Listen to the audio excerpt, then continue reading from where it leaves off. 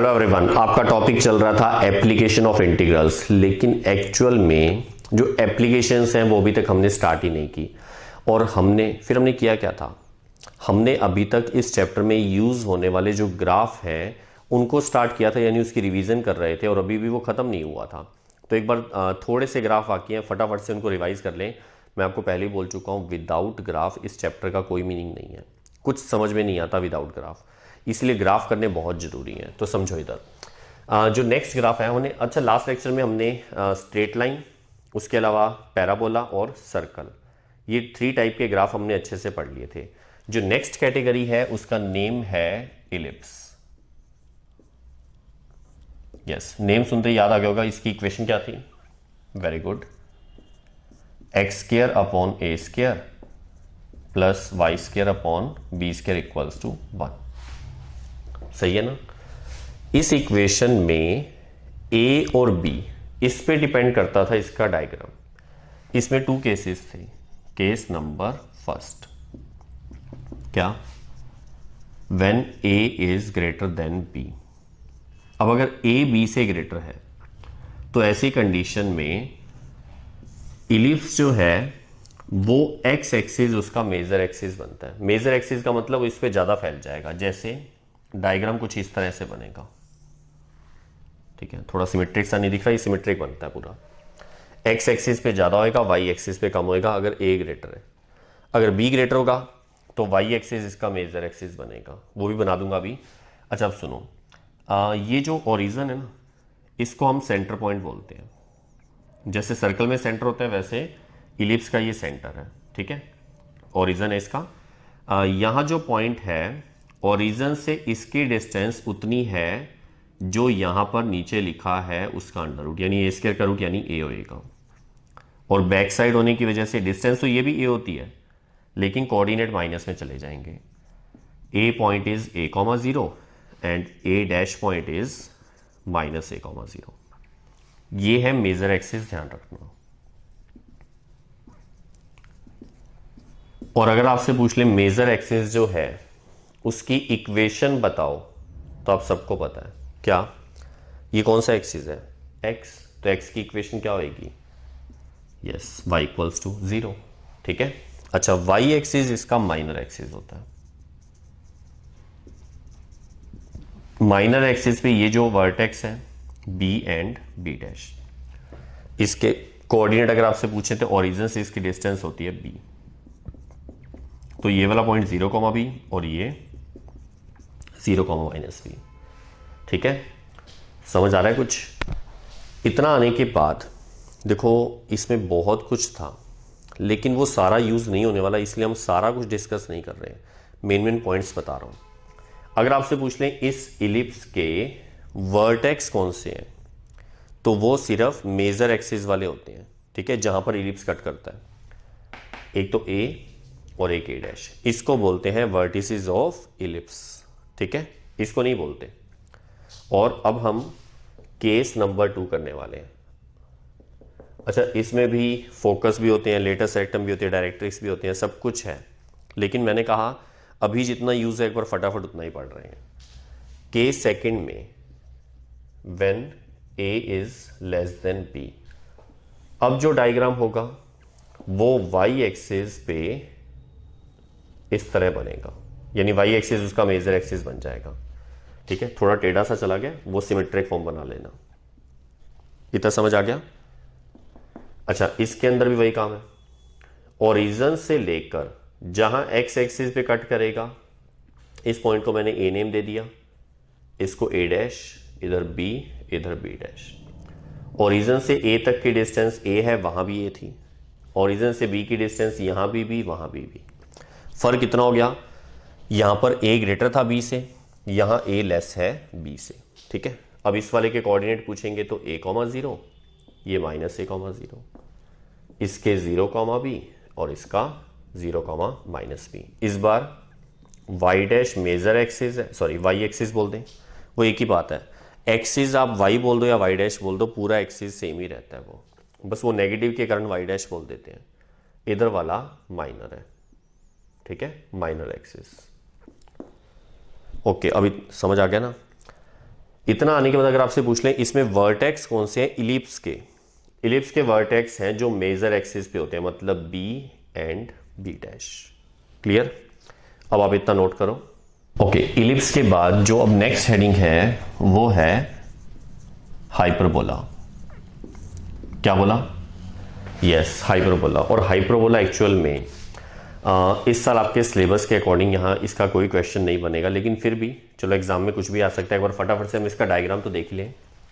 Hyperbola की 2 equations होती थी, एक था x² upon a² minus y² upon b² equals to 1, और एक शायद आपको नेम और याद हो, कॉन्जुगेट हाइपरबोला। Conjugate hyperbola. इसकी इक्वेशन में इतना ही चेंज था कि जो x² अपॉन a² है इसका कोफिशिएंट नेगेटिव होगा और ये वाला पॉजिटिव होगा। ठीक है, इतना ही चेंज था।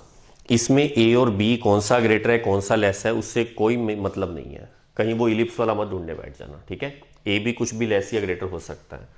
इसका डायग्राम देखो, जिसका कोफिशिएंट पॉजिटिव है ना ये उसी एक्सिस पे बनता है। यहां पर क्योंकि x वाला कोफिशिएंट है तो x वाले एक्सिस पे हम इसको कैसे बनाते थे, अगर आपको याद हो, हाइपरबोला का डायग्राम इस तरह से बनता है। ठीक है, सेंटर इसके बिल्कुल मिड में होता है इन दोनों के, तो इसको हम सेंटर भी बोल देते हैं, सेंटर ऑफ हाइपरबोला। भले इसके ऐसे अंदर नहीं दिखता ना, तो कई बार लगता नहीं सर ये सेंटर होगा क्या, इसको सेंटर बोलते हैं, ध्यान रखना। ये वर्टेक्स है, कौन से वर्टेक्स, इस वाले एक्सिस के, और इसका नेम अगर आपको याद है क्या था, यस वेरी गुड, इसको हम बोलते थे ट्रांसवर्स एक्सिस। ये वाला पॉइंट A और ये वाला A डैश, O से लेकर A तक की डिस्टेंस A होती है। ठीक है, और इसी तरह Y एक्सिस जो होता है ना इसको ये कट ही नहीं करता, हाइपरबोला इसको कट नहीं करता, इसीलिए इसका नेम होता है कॉन्जुगेट एक्सिस। लेकिन ओरिजिन से b स्मॉल b डिस्टेंस पर एक पॉइंट होता है। अब कई बार बोलते हैं सर ऐसे कितनी ऊपर लेना है, क्वेश्चन के अकॉर्डिंग। वही क्वेश्चन में मान लो यार 2 गिवन है, 3 गिवन है, 4 है, 5 है, वो जितने भी यूनिट्स होगा उतने यूनिट्स ले लेंगे। ठीक है, वैसे भी एक बात आपको बता दूं, इस पूरे चैप्टर में हमें कहीं मेजरमेंट नहीं लेनी है, हमें तो सिर्फ डायग्राम की एक्चुअल में सिचुएशन पता होनी चाहिए कि वो कैसा बन रहा है, बस उतना ही देखना है। कहीं कोई मेजरमेंट हम नहीं लेंगे, यहाँ पर कहीं कोई स्केल वगैरह का यूज नहीं करेंगे। अब सुनो, ये पॉइंट अगर आपसे पूछे तो ये तो a,0, ये -a,0, ये 0,b, और नीचे भी b डिस्टेंस पे b डैश पॉइंट होगा, दिस इज 0,-b। ये हाइपरबोला का डायग्राम है, और कॉन्जुगेट हाइपरबोला में इतना ही फर्क है कि ये x एक्सिस की बजाय y एक्सिस पे इस तरह से बनेगा। काम वही है सारा, ये ओरिजिन है, यहां पर कहीं a पॉइंट होगा। इस बार ये x एक्सिस को अगर नहीं कट करेगा तो इसका नेम होगा कॉन्जुगेट एक्सिस, और y एक्सिस का नेम होगा ट्रांसवर्स एक्सिस। ठीक है, ओरिजिन से जहां ये कट करता है इसको, इसका नेम b, इसको हम वर्टेक्स भी बोलते हैं, वर्टेक्स ऑफ हाइपरबोला। इसमें वर्टेक्स ऑफ हाइपरबोला a और a डैश है, इसमें b और b डैश है।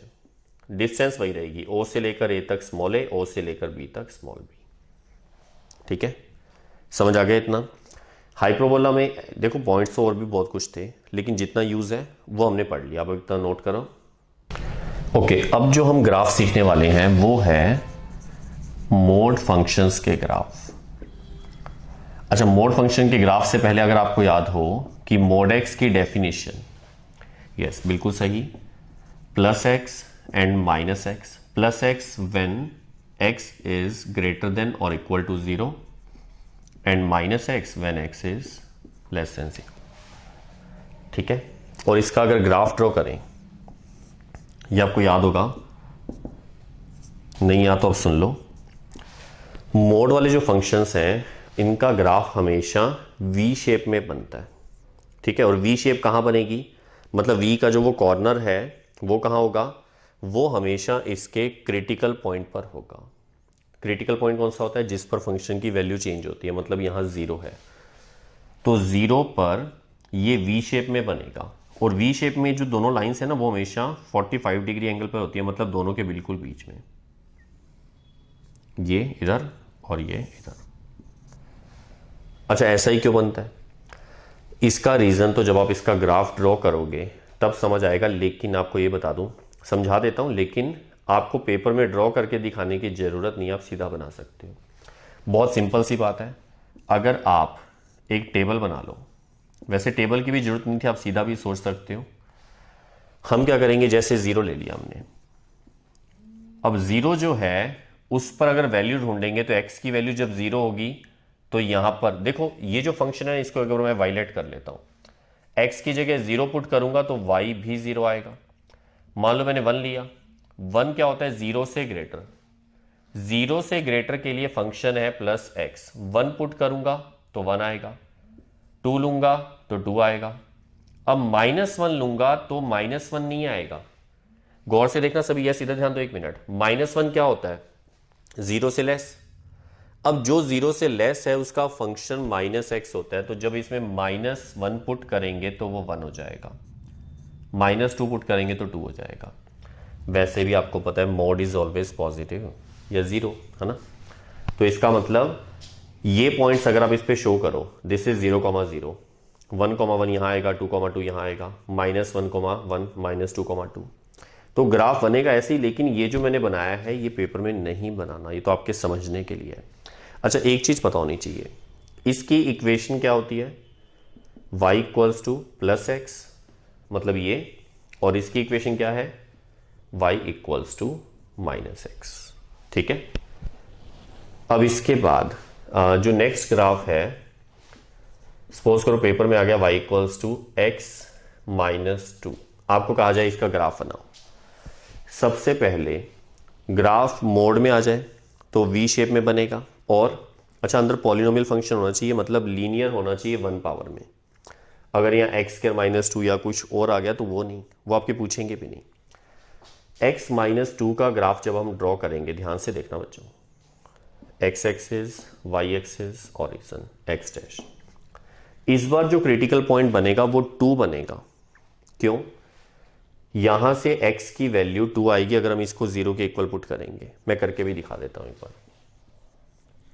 मैं इसका कंपैरिजन इसके साथ करता हूं। ये देखो, इसका आंसर प्लस एक्स और माइनस एक्स है, तो इसका आंसर प्लस और माइनस। समझ आया भाई? दोनों में चेंजेस क्या है, x की जगह x माइनस टू है, तो आप इस पूरे में जहां जहां x आ रहा है वहां वहां x माइनस टू रखवा दो। यहां क्या आएगा, when x minus two is greater than और इक्वल टू 0, और इसमें x minus two is less than 0। सही है ना इतना? तो ये माइनस टू अगर इधर ले जाए तो क्या होएगा, x is greater than equal to 2, ये हो जाएगा लेस देन 2। अब आपसे पूछें इसका ग्राफ कैसे बनेगा, तो इसका क्रिटिकल पॉइंट है 2, 0 यहां है, 1 यहां कहीं होगा और 2 यहां कहीं होगा, तो 2 पे ये V शेप में बनेगा।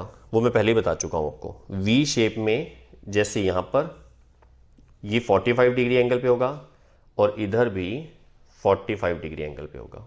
ठीक है, समझ आ रहा है? अगर आपसे पूछें इनकी इक्वेशन बताओ, तो ये है y equals to plus X minus two, यानी ऊपर वाली, और ये y equals to minus X minus two. बेटा ये मैं बहुत फास्ट करवा रहा हूं, ये सारा कुछ पहले पढ़ा हुआ है ना, इसलिए फटाफट से बता रहा हूं। ठीक है, समझ आ गया इतना? एक ग्राफ और देखते हैं, पहले नोट करो। ओके, अब जो नेक्स्ट ग्राफ है वो है मोड वाला ही, जैसे y equals to mod x plus 3। तो इसके लिए अगर हम इसके अंदर x प्लस 3 से रिप्लेस करेंगे तो positive x plus 3 and negative x plus 3। अब यहां पर देखो क्या आएगा, x plus 3 greater than equal to 0, तो प्लस का 3 इधर शिफ्ट होगा, तो मैं डायरेक्ट लिख दूं x greater than equal to minus 3, x less than minus 3। ठीक है, अब इसका ग्राफ कैसे बनेगा, x axis x dash, y axis y dash.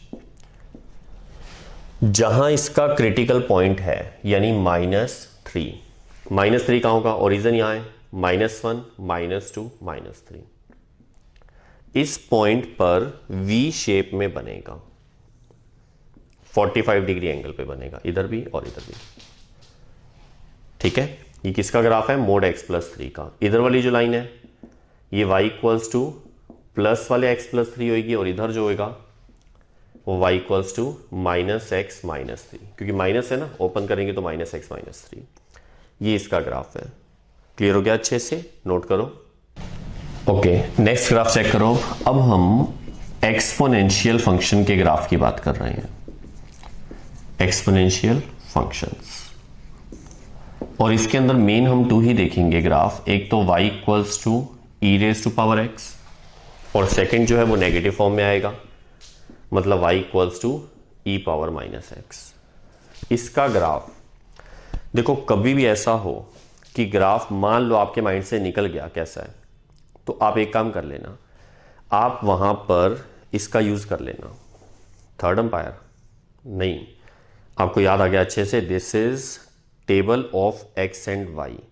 अब यहां पर table of X and Y का मतलब क्या है? हम अपनी तरफ से यहां पर एक्स वाई की डिफरेंट डिफरेंट वैल्यूज लेंगे। जैसे सपोज करो मैंने x की जगह 0 ले लिया। अब अगर 0 लूंगा तो e की पावर 0, बिल्कुल सही, 1 होता है। अगर मैंने 1 ले लिया, e की पावर 1 तो e ही होगा। अच्छा, आपको पता है e जो होता है ये अप्रोक्सीमेटली 2.7 के इक्वल होता है। 2.71828 आगे चलता रहता है, इरेशनल नंबर होता है। ठीक है, वैसे हमने थोड़ा सा एक बार बना लिया कि थोड़ा हिंट ले पाए कहां बनेगा। 2 लेंगे तो e पावर 2 आ जाएगा। अच्छा, मैं एक काम और करता हूं, मैं धीरे धीरे इसको काफी इंक्रीज कर देता हूं, मैं इसको इनफाइनाइट पे ले जाता हूं। जैसे ही इनफाइनाइट शो करता हूं, काफी सारे बच्चे बोलते हैं सर इनफाइनाइट कोई नंबर थोड़ा होता है। बिल्कुल सही है।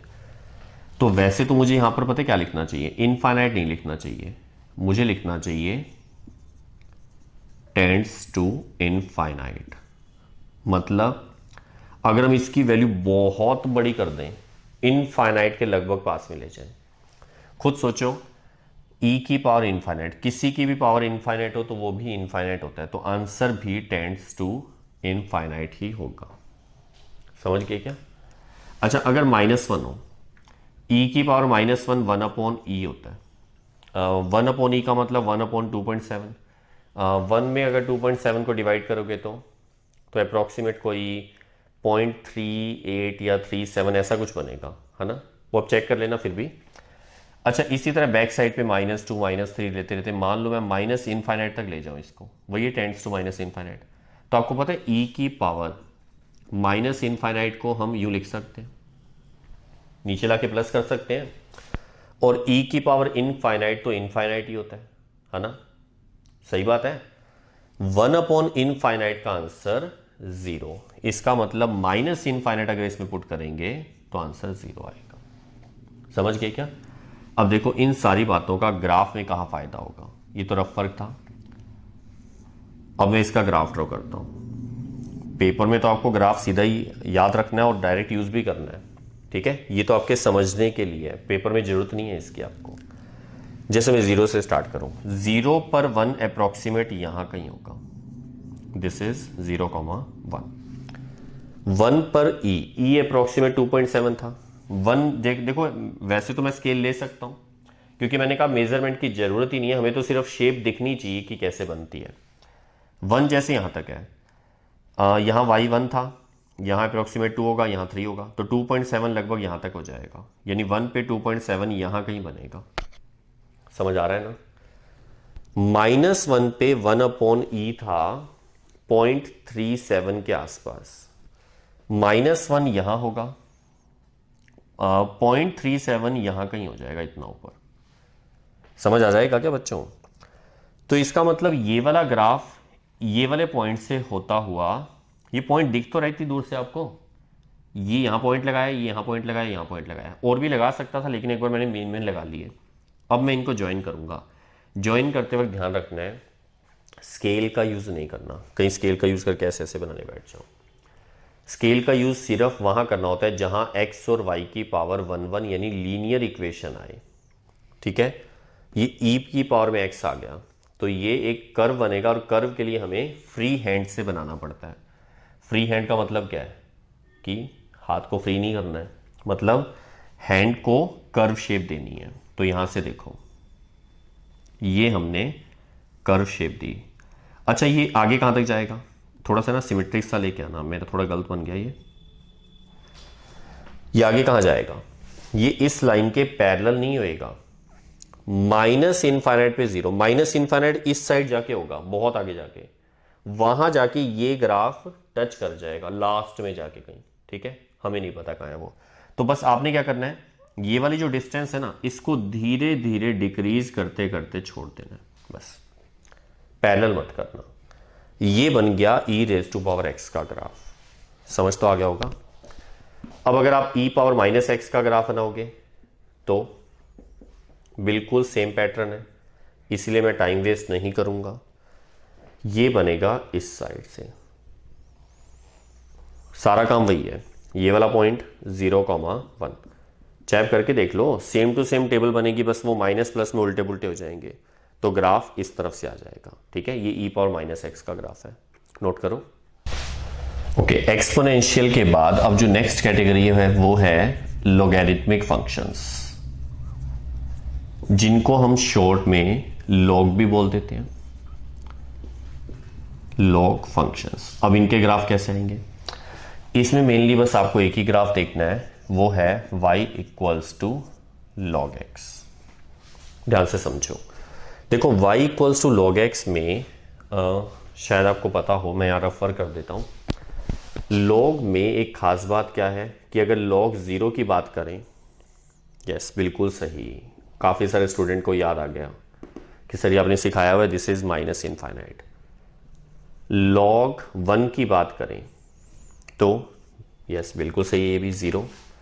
अगर अब ध्यान से देखना, अब इसके बीच में देखो, यहां 0 लिखा या 1 लिखा, अब मैंने यहां पर लिखा, यहां पर जो वैल्यू है ना वो 0 to 1, मतलब 0 to 1 कुछ भी हो सकती है, लॉग के आगे में जैसे log 0.1 log 0.2 कुछ भी आ गया, तो इसका जो आंसर होगा वो नेगेटिव होगा। कितना होगा वो क्वेश्चन के अकॉर्डिंग होगा, लेकिन होगा नेगेटिव। अगर 0 से लेस कोई वैल्यू आ गई, यहां पर लेस देन 0, लॉग के आगे अगर लेस देन 0, तो इसका आंसर नॉट डिफाइंड, ठीक है, इसका कोई आंसर प्रेजेंट नहीं होता। बेटा ये लॉग की डेफिनेशन है सारी, ठीक है, बाई चांस किसी को नहीं पता तो माइंड में बिठा लो। और अगर यहां ग्रेटर देन 1 हो, ठीक है, ग्रेटर देन 1 का मतलब जैसे 1.5 1.7 2 5 10 11 कुछ भी, तो जो इसका आंसर होगा वो पॉजिटिव होगा, ठीक है। अब यहां पर यूज करेंगे इस बात का, देखो सबसे पहले टेबल के अंदर x एक्सिस y एक्सिस समझो, जैसे मैंने 0 लिया, ठीक है, चलो मैं 0 को यहां लिख देता हूं। 0 लूंगा तो log 0 माइनस इनफाइनाइट, 1 अगर ले लूं तो 0 है, देखो 1। अगर मैंने 2 लिया तो log 2 आ जाएगा, उसकी वैल्यू हमें नहीं पता। काफ़ी सारे बच्चे बोल रहे हैं कि सर वो हमें पता है, वो 0.3010 होती है।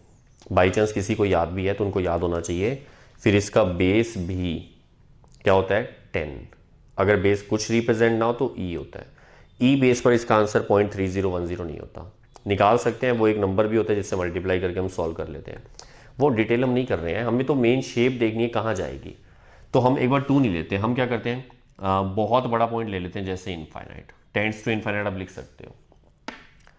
लॉग इनफाइनाइट का आंसर इनफाइनाइट ही होता है, ठीक है। अब बाकी जो पॉइंट्स है ना, ये जो खाली डब्बे रह गए, इनका हम एक बार कोई यूज नहीं कर रहे, छोड़ देते हैं एक बार। यहां पर अगर आप 0 से लेस कोई वैल्यू रखोगे तो मैंने पहले ही बता दिया वो डिफाइन ही नहीं है, मतलब ग्राफ वहां जाएगा ही नहीं। अब समझो इसका ग्राफ कैसे बनेगा, देखो इधर yes X axis Y axis और जैसे 1 है, 1 पर 0, अब 1 पर 0 यहां मत बना देना, x की वैल्यू 1 है, y की वैल्यू 0 है, तो वो यहां कहीं होएगा, दिस इज 1,0। इनफाइनाइट पे इनफाइनाइट का मतलब जानते हो कि x भी पॉजिटिव इनफाइनाइट है, y भी, मतलब ये यहां कहीं होगा, फर्स्ट क्वाड्रेंट में बहुत ऊपर की तरफ जाएगा, एक्स भी इनफाइनाइट, वाई भी इनफाइनाइट, वहां से ये ग्राफ कर्व शेप में आएगा और 0 पर माइनस इनफाइनाइट। एक्स की वैल्यू 0 वाई एक्सिस पे होती है, वाई की value minus infinite downward direction में बहुत नीचे जाकर होगी। ठीक है, समझ आ रही है बात? तो इसका मतलब इसका ग्राफ इनफाइनाइट से शुरू होगा और इस तरफ जाएगा। तो कर्व शेप में थोड़ा आइडिया से हमने इस तरह बना दिया, ये बन गया। समझ गए क्या? ये इनफाइनाइट कॉमा इनफाइनाइट से शुरू हुआ, 1,0 से पास होता हुआ नीचे जाकर इसको टच करेगा। अब उस जगह पे क्या होगा, वाई एक्सिस पे एक्स तो 0 होएगा और वाई की वैल्यू माइनस इनफाइनाइट होगी, तो ये पॉइंट सेटिस्फाई हो जाएगा। मतलब log x का ये एक्चुअल ग्राफ बन गया। समझ आ गया अच्छे से? इस टाइप के कोई भी ग्राफ अगर आपके सामने आए तो आप इस तरह से मेन पॉइंट लेके शो कर सकते हो। और पेपर में बार बार कह रहा हूं, ये टेबल दिखाने की जरूरत नहीं है, ये आपके समझने के लिए बस। ठीक है, हमें तो डायरेक्ट ग्राफ पता होना चाहिए। अब नोट करो। ओके, अब जो नेक्स्ट ग्राफ है वो है ट्रिग्नोमेट्रिकल फंक्शंस के ग्राफ। ठीक है, ट्रिग्नोमेट्रिकल फंक्शंस में भी हम मेन जो है वो 2 ही बनाने वाले हैं, जो हमने बहुत बार यूज किए हुए हैं। एक तो y equals to sine X और एक y equals to cos X. मैं एक बार फटाफट से याद दिला रहा हूं क्योंकि सबका सब आपको पहले से ही आता है। x axis, y axis, origin.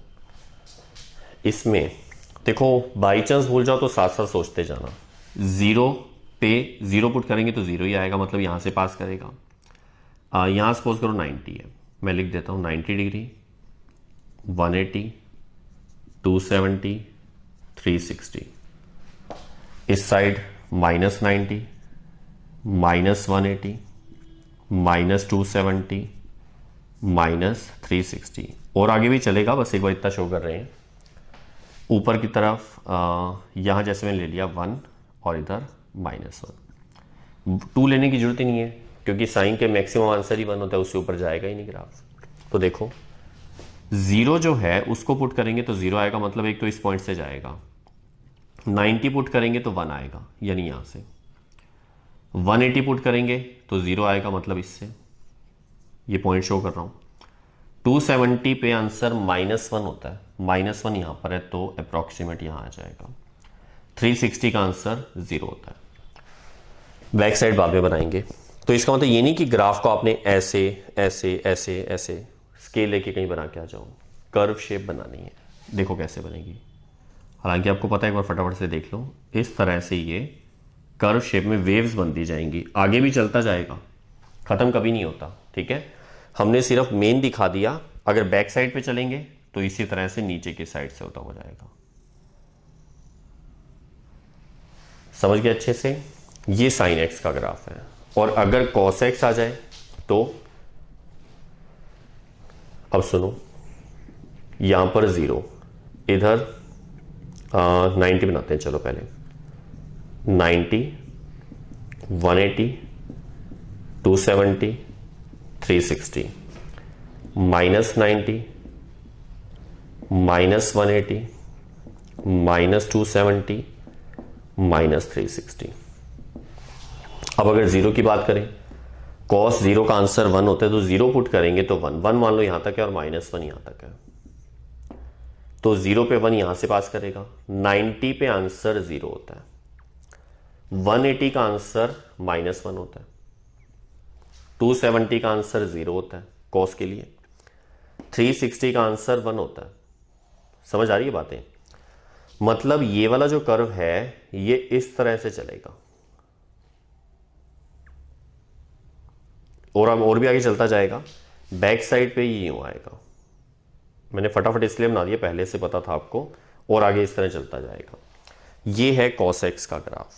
ठीक है, हालांकि और भी होते हैं, tan cos sec cos x सभी के बनते हैं, लेकिन यूज ये वाले होने वाले हैं।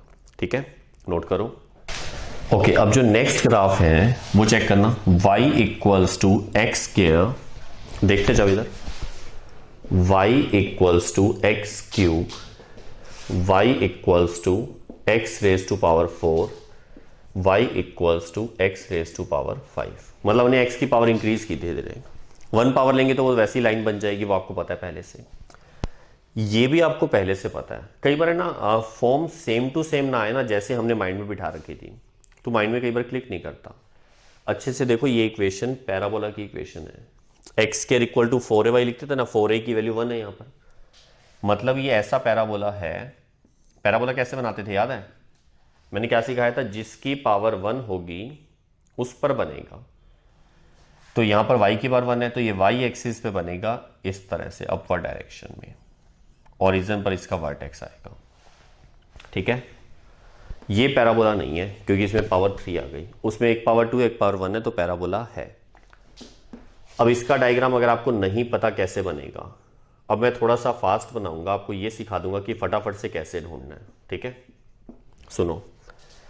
जैसे हम x की वैल्यू 0 लेते हैं, ठीक है, तो 0 पर 0 ही आएगा, यानी यहां पर।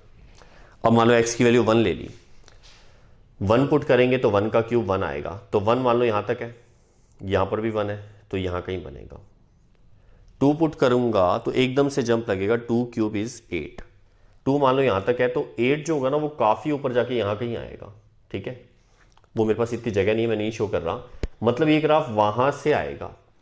-1 अगर पुट करूंगा तो -1 क्यूब भी -1 होता है, मतलब यहां कहीं बनेगा। -2 पुट करूंगा तो -8, -8 नीचे यहां कहीं आएगा। दिख रहा है सबको? अब ये कर्व शेप में इस तरह से आएगा। मैं यहां से शुरू कर देता हूं, समझ गए अच्छे से? बस इतना ही बना लेते हैं एक बार अपने। ये है y equal to X cube का ग्राफ। क्लियर हो गया अच्छे से? अब x पावर 4, ध्यान से देखना। अगर हम 0 लेंगे, मैं टेबल की ही बात कर रहा हूं, या तो टेबल बना लो या फटाफट से माइंड में सोच लो। 0 लेंगे तो 0 आएगा, 1 लेंगे तो 1 आएगा। ठीक है, 2 लेंगे तो 16 आ जाएगा बहुत ऊपर जाकर। इतना तो बोर्ड भी नहीं है मेरे पास, 16 काफी ऊपर जाकर आएगा। -1 लेंगे तो +1 आएगा, मतलब -1 पे +1 इस साइड बनेगा। -2 पे +16 वही ऊपर की तरफ जाएगा। मतलब ये ग्राफ यहां ऊपर से ऐसे शुरू होता हुआ यहां ऊपर चला जाएगा। तो मैं यहां से शो कर रहा हूं इस तरह से। कुछ समझ आया? काफी सारे बच्चे एकदम से बोलते हैं सर पैराबोला बन गया। नहीं, पैराबोला नहीं है, दिखने में वैसा है। एक्चुअल में ना ये थोड़ा सा श्रिंक होता है, ये कंजस्टेड सा बनता है, ये वाई एक्सिस के नियर बनता है थोड़ा। क्यों? खुद ही सोच लो, 16 पे जा रहा तो इतनी बड़ी वैल्यू है। ठीक है, यहां अगर 2 पुट करेंगे तो 4 ही आएगा, 3 पुट करेंगे तो 9 आएगा। यहां 3 पुट कर दिया तो 3 की पावर 4 81 जाएगा, बहुत ऊपर। मतलब बिल्कुल ऐसे स्लिम सा बनेगा। क्लियर हो गया? जितनी पावर बड़ी करेंगे ना एक्स की, उतना ज़्यादा इवन फॉर्म की बात कर रहा हूँ, जैसे 2, 4, 6, 8, उतना ज़्यादा ये ग्राफ धीरे धीरे वाई एक्सिस के नज़दीक आता जाएगा। ये माइंड में बैठ गया? इसको पैराबोला नहीं बोलेंगे, ध्यान रखना। ठीक है, अब एक्स की पावर 5 है तो थोड़ा फटाफट से देख लो। 0 पुट करेंगे 0 आएगा, 1 पुट करेंगे तो 1 आएगा। दिख रहा है क्या? 2 पुट करेंगे तो 32 आ जाएगा, वही बात है, फिर बहुत ऊपर होएगा। और -1 पुट करेंगे तो -1, -2 पुट करेंगे तो -32, काफी नीचे। यानी ये ग्राफ कुछ वैसा ही बनेगा जैसा एक्स क्यूब का है, बस ये थोड़ा सा वाई एक्सिस के नियर जाएगा, मतलब ये श्रिंक हो जाएगा क्योंकि पावर बड़ी हो गई। तो जितने इवन पावर वाले ग्राफ हैं वो एक जैसे बनते हैं, ओड पावर वाले जो है वो एक जैसे बनते हैं। समझ गए अच्छे से? अब आप इसको नोट कर लो। देखो, ग्राफ का टॉपिक कभी खत्म नहीं होता है, लेकिन हमने जितना यूज करना था वो एक बार हमने देख लिया।